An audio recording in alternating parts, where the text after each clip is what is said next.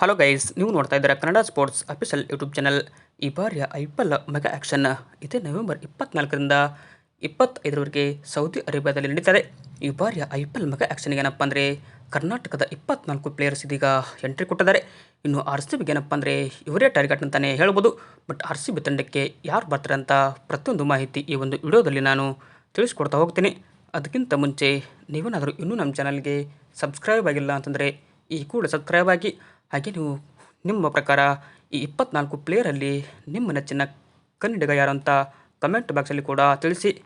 IPL ಹರಾಜಿನಲ್ಲಿ ಏನಪ್ಪ ಅಂದರೆ ಒಟ್ಟಾರೆಯಾಗಿ 1574 ಜನ ಆಟಗಾರರು ಕೂಡ ತಮ್ಮ ಹೆಸರನ್ನು ನೋಂದಾಯಿಸಿಕೊಂಡಿದ್ದರು. ಬಟ್ ಅದೇ ಥರ ಆಟಗಾರರ ಸಂಖ್ಯೆಯನ್ನು 574ಕ್ಕೆ ಮಾತ್ರ ಇದೀಗ ರಿಜಿಸ್ಟರ್ ಮಾಡಲಾಗಿದೆ.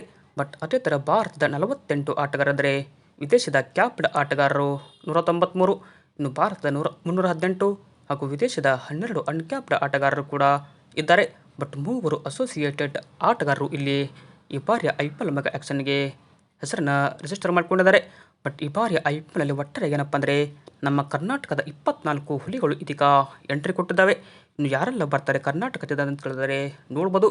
ಮೊದಲನೇದಾಗಿ KL ರಾಹುಲ್ ಅವರು ಇದ್ದರೆ, Devdutt Padikkal, Manish Pandey, Mayank Agarwal, Prasidh Krishna, Lavnith Sisodia, R Samarth, LR Chethan, Manoj Bhandage, Abhilash Shetty, Vyshak Vijaykumar, Praveen Dubey, K Gowtham, Manvanth Kumar, Shreyas Gopal, Hardik Raj, Abhinav Manohar, B Sharath, Krishnan Srijith, Vidwath Kaverappa, Deepak Devadiga, Vidyadhar Patil, ಶುಭಾಮ್ Hegde, Samarth Nagaraj ಈ ಬಾರಿಯ ಸ್ಟಾರ್ ಆಟಗಾರ ಅಂತಲೇ ಹೇಳ್ಬೋದು.